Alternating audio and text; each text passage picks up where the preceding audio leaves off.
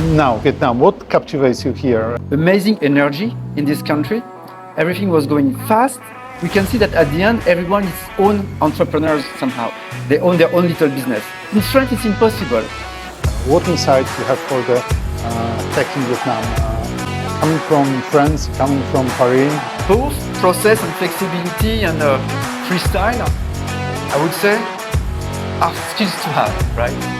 But let's talk again about the work ethics in Vietnam. If the company values and culture match the values of the team members, they are more likely to be loyal. Qualities that you think that engineers should develop.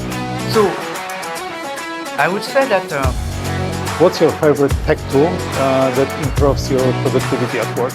I may surprise you and possibly some of our listeners. First is, what's the best advice you ever get? You don't need to try to help team members, your team members or your colleague, to improve on their weaknesses. It's useless.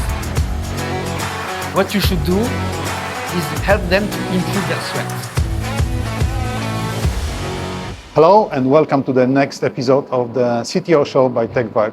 I'm Michael. Today my guest is Laurent Calamy, a seasoned tech leader, currently head of engineering at Elfi, a company at Technical Forefront.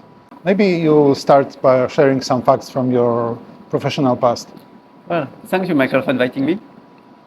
Yeah, very quickly and very briefly, I would say that I started as a C developer on Unix, developing on Unix. Then I went technical lead of my team. And then step by step, I climbed some kind of different step of the career path up to the CTO position and the COO position lately. And I'm very happy to be here today to share what I've learned during all this career path. Thank you very much. Let's start with the topic which is similar for both of us, foreigners in Vietnam. Why Vietnam? What brought you here? The job opportunity, curiosity, or sense of adventure?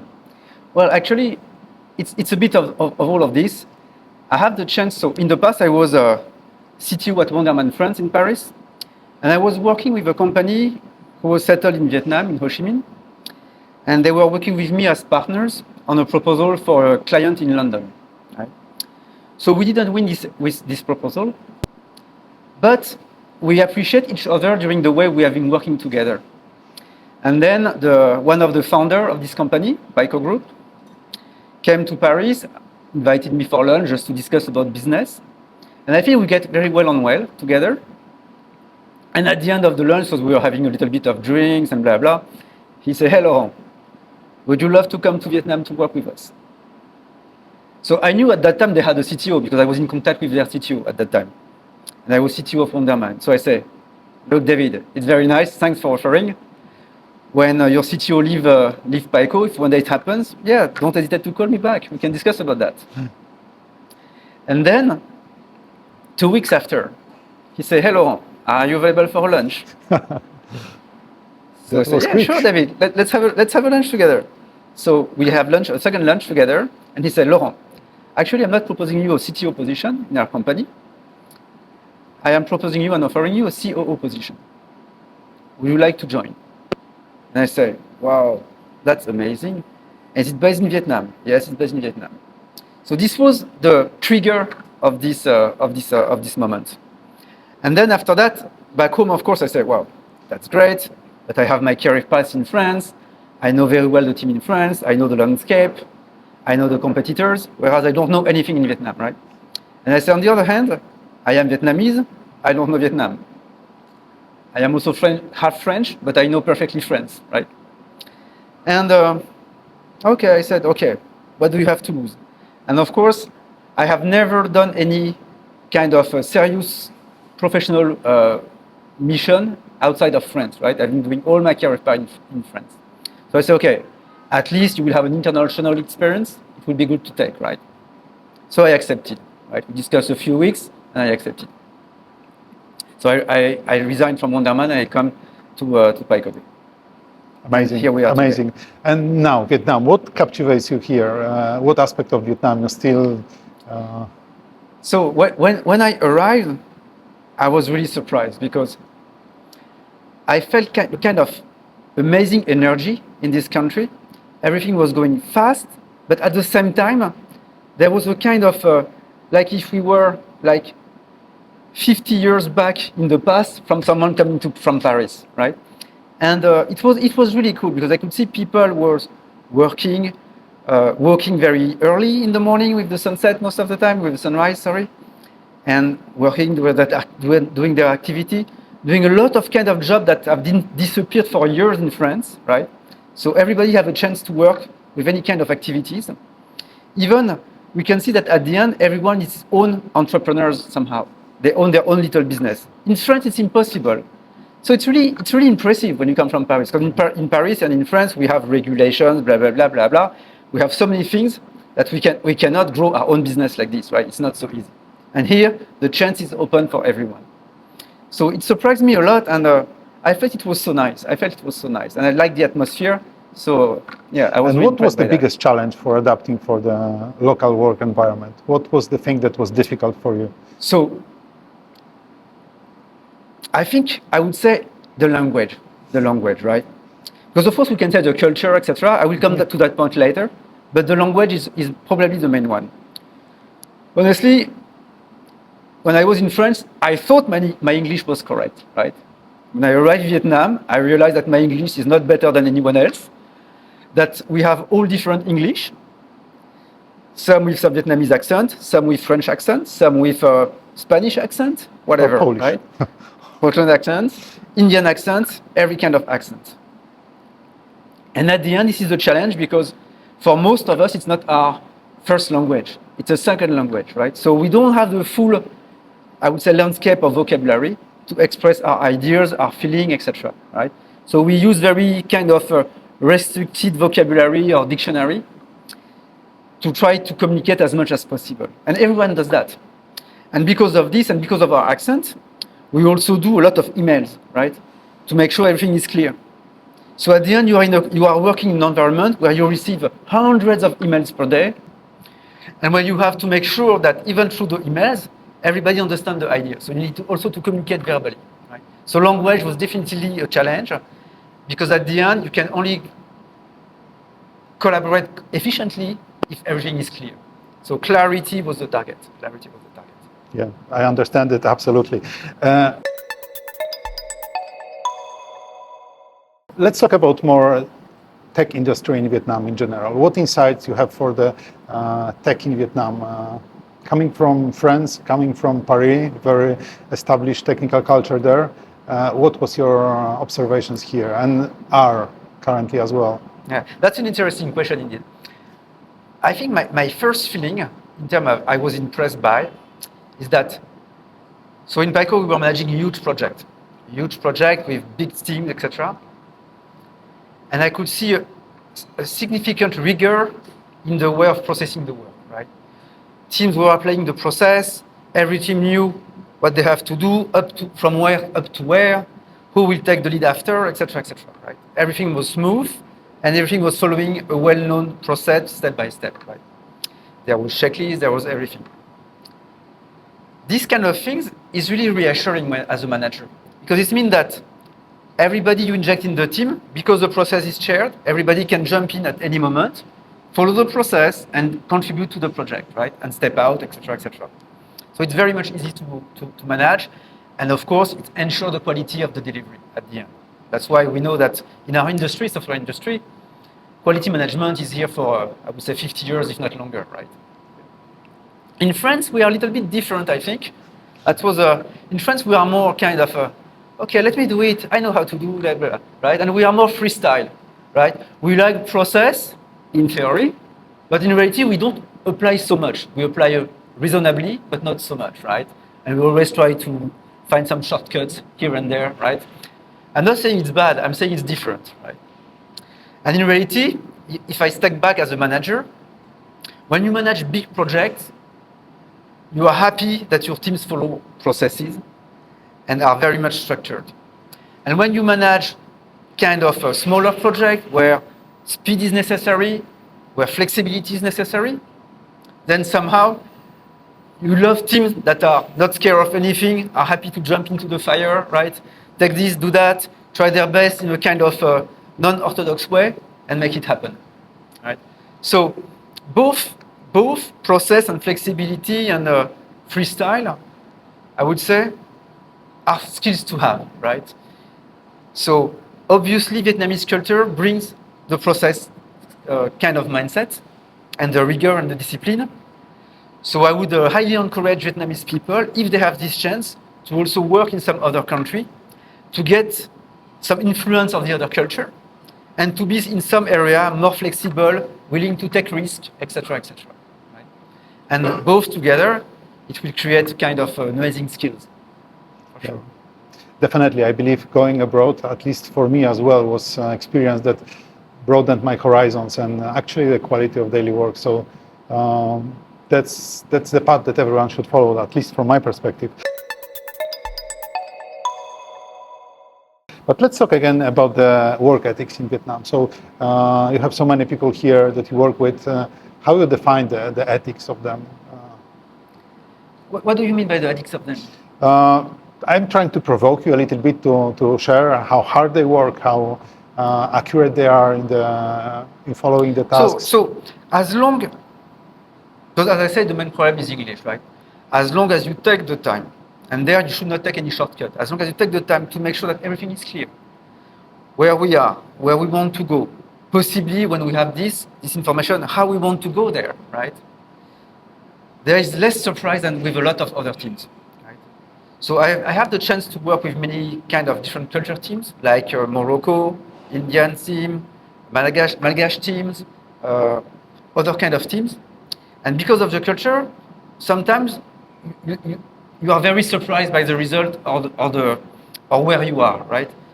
With Vietnamese team, the good thing is that if it's clear, there will be almost no surprise. Most of the time, there will be almost no surprise. So it's very safe. That's actually best metric you can give, right? It's really cool indeed, because you need to focus your effort on the clarity and the communication. If this is good, then those engineers, Vietnamese engineers, they have the capability and the skills to roll it out until what we need. And what about the open communication on their side? Do you notice that they are sometimes afraid of sharing problems, sharing? So I think maybe sharing problems, of course. But as an engineer, by nature, you always try to wait until the last minute, right, to share a problem, because you think you will solve it before you need to share it, right? Yeah. So this is normal. What I would say is that in terms of behavior, what I have encountered is that most of Vietnamese engineers, they are very cautious. So if we are talking about an unknown area, they may likely not feel comfortable to go there, and will try to I would say, put back the team into the normal path that they know, the path that they are comfortable to follow, because it's a known area. They don't like things that are so much unknown, which is fine. But of course, sometimes we need to go in those areas. And I have observed that it's very much more difficult to convince Vietnamese team members to go in those areas compared to, let's say, French engineers, right? Maybe this is I don't know what is it. I don't know what it's about. Maybe it's about taking risks. Some kind of people don't like to take risks, some others don't like, right? Or some prefer to be under control everything, to have everything under control. Some others doesn't care too much. I would say French engineers don't care too much, and maybe Vietnamese engineers care much to have the things under control, right? Which is fine. Yeah, which is fine. At the same time, it can create problems, right? I didn't see them here. I rather seen people that are over-engaged, working long hours, than failing on stuff, right? So it's true that. So first, of course, when you are careful on the path you take, most of the time, you don't need so much to have over hours or overtime, right? Yeah. It's safer. Yeah. If you accept to go in a kind of unknown area, you may have to provide some additional overtime to cover all the, I would say, the unforecasted things that you meet on your path, right? So for sure, this is one way or another. What I observe also is that because of the culture as well in Vietnam, team members get married sooner, right? Compared to French people, for instance. In France, as a man, you get father at around 33 years old. Right? most of the time, in average. In Vietnam, I guess, I don't know because I didn't look at the statistics, but I guess around 27, 28, because when I look at all my teams, they all have children, right? And for many years, I was the only one without any children, and I was the oldest, right? So, and because of this, of course, by consequence, and it makes sense, and also because family in Vietnam is very important, it's very hard to ask to those team members some overtime on the family time, right? It means when we are out of work and very late out of work, then it's very hard for them to provide something, some additional effort, because of course they have a family to take care, and which you understand. Because when you understand the culture of the family, it's not only the parent and the children, it's the most of the time your engineering team members, he's in charge of his family, which means his wife, his son, his grandmother, his parents, and blah, blah, blah, right? He's in charge of everybody there. And everybody lives in the same house, which is different in France. In France, we just take care of our friends, our wife, or possibly our son if we have one. It's a very short, I would say, circle. Yeah, that's true. So they have much more responsibility after works compared to French engineers. That's true. At the same time, I think that the sense, the need to provide for the family is also super strong. So they are motivated, right? Do you agree? So I agree. And also, you can see that, I would say that Vietnamese team members or engineers are more loyal to their company compared to French engineers, right? In France, for so many years, we have been turning around from companies to companies every 2 years, every 1 year and a half. Okay, the best every 4 years, right? In Vietnam, in Picor Group that I joined when I arrived in Vietnam, a lot of team members were there for 7 years, 8 years, 10 years. It was impressive, right? And indeed, if the company values and culture match the values of the team members, they are more likely to be loyal. And inside the company, everything is created to kind of create an environment of a second family, right? It's not the main family, but it's a kind of second family. So you have company events, you have games every week, you have a brunch every week, you have a company trip, you have all kinds of things, right? Much more than in France, indeed, much more than in France. So, yeah, team members, through that, they are very loyal, and they provide the best they can provide to the company, as much as they can, yes, of course. Thank you for sharing this. I would like to change the topic to more things related to the career in technology. Since our audience is interested in how to pursue the career to become a CTO or a tech lead, I would like to ask you about the qualities that you think that engineers should develop to be a good CTO in the future. What will be your advice to what to learn? Well, it's difficult to say because we are all some kind of different. We don't have we have also different personalities, right? I think what I would say is that, because in our industry, there is, I would say, two main ways. You can go in some product company or you can work in the service engineering services. And people think it's different, but at the end, I think there is one thing you should keep in mind. Whatever path you choose, you always sign a contract with your employer, with your main client. And this contract says, in exchange of that amount of money, I will provide you my best skills to provide you my best services, right? And as long as you do that all along your path, then everything goes naturally and smooth. It means because you provide your best skills and your best effort, then of course you will improve by yourself. Day by day, of course there is not always 100% of things that are interesting, right? Because in reality, we could talk about motivation, but in reality, in the company, there is what you want to do, what you are able to do with your own skills, right? And sometimes it doesn't match, already the first one. And there's also what there is to do on the table, right? And maybe none of those three match together, right? But at the end, what do you have to do? You have to do what is on the table, right? So as long as you know that, right, you can have huge target in your career path. Because at the end, it's not about motivation, it's about discipline. And discipline is you motivate yourself through what you have and from what you manage to achieve and to do, right? And this is all about what is on the table. Right? Yeah. I would like to ask almost the same question, but from your personal career perspective. What were the things that made you so successful? What were the drivers for your career and the next roles that you mentioned? So I would say that, so successful, I don't know if I was successful or not, but I'm happy with my career path, right? Definitely you are successful.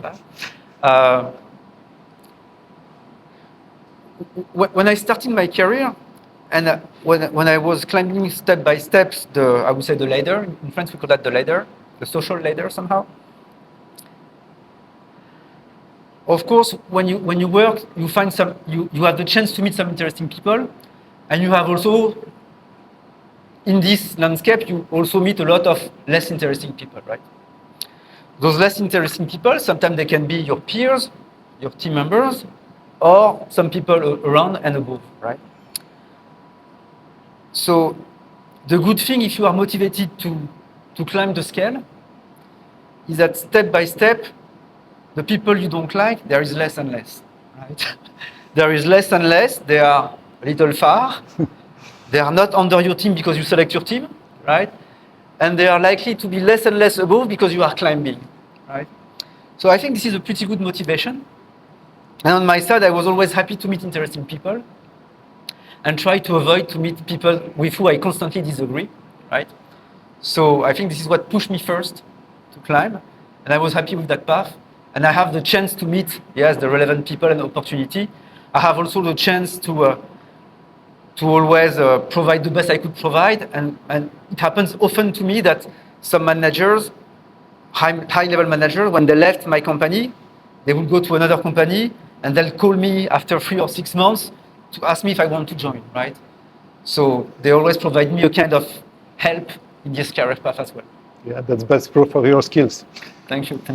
I would like to ask you about actionable team for the future tech leaders. What one thing that you will advise them to do to pursue this path? Well, I would say that whatever technical skill you may have, you can be very strong in this area. At the end, what matters is, of course, that you have those, but you should have also, I would say, you should enhance your communication style. You should enhance and improve your way of thinking. You should be very much open. You should listen a lot. Because sometimes when we are expert in one area, we tend not to listen too much at the others because we believe we are the expert one, right? Whereas in reality, the more you listen, the more you can understand possibly if your interlocutor is right or wrong, right? And you can also provide the correct answer and relevant answer to that discussion, right? So I think it's really interesting if you come from Vietnam and if you were educated and born in Vietnam, if you have the chance to go abroad and to work in some other countries, take this time. If you have the chance to work for a foreign company in Vietnam, take this opportunity. If you have the chance to interact with foreigners, take this opportunity, right?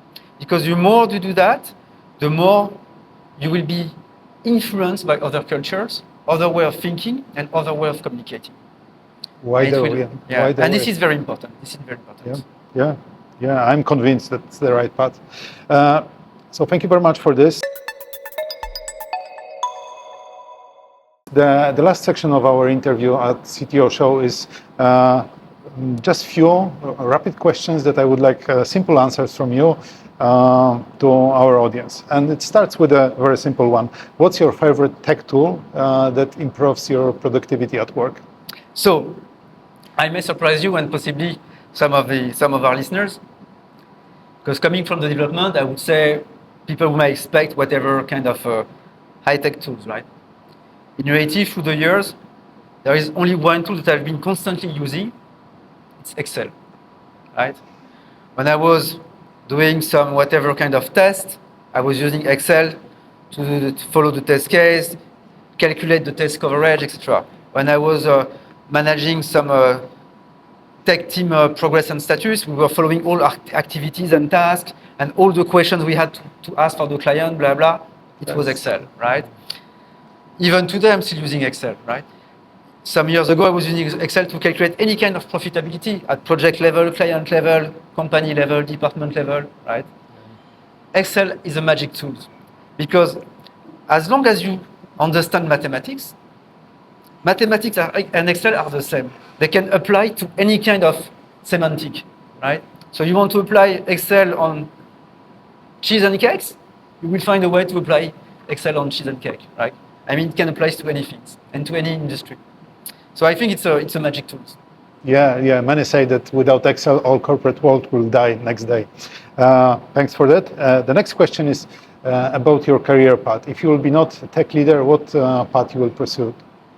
So I would have loved to answer you with some example.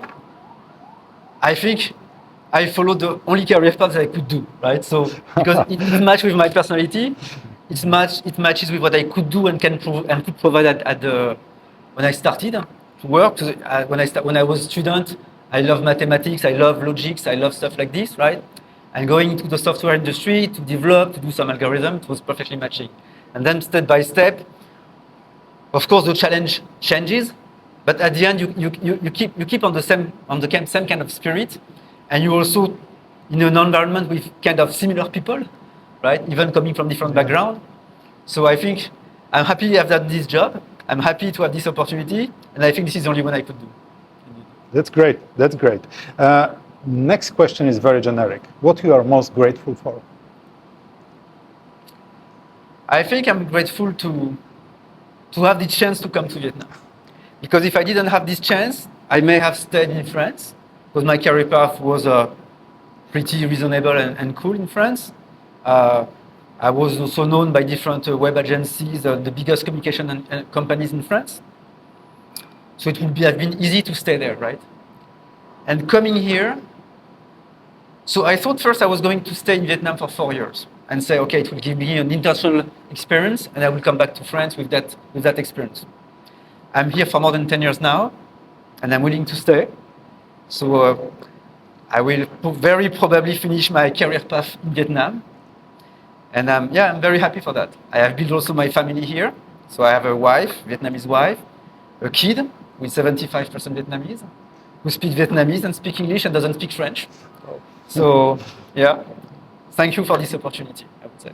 Yeah, I understand it as well very much. I like the place, I like the culture, I like everything here. So I'm with you on this side. Sure. Last two questions are very similar. First is, what's the best advice you ever get? The best advice I would give? You get. The best advice I get? Oh, I think I didn't got a lot of good advice in my I would say my professional life.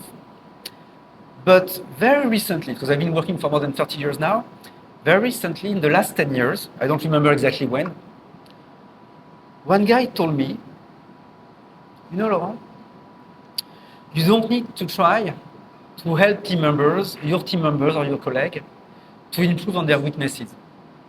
It's useless. You are losing your time. What you should do is help them to improve their strengths, to get even better on their area. Right? And it was very surprising to me at this time.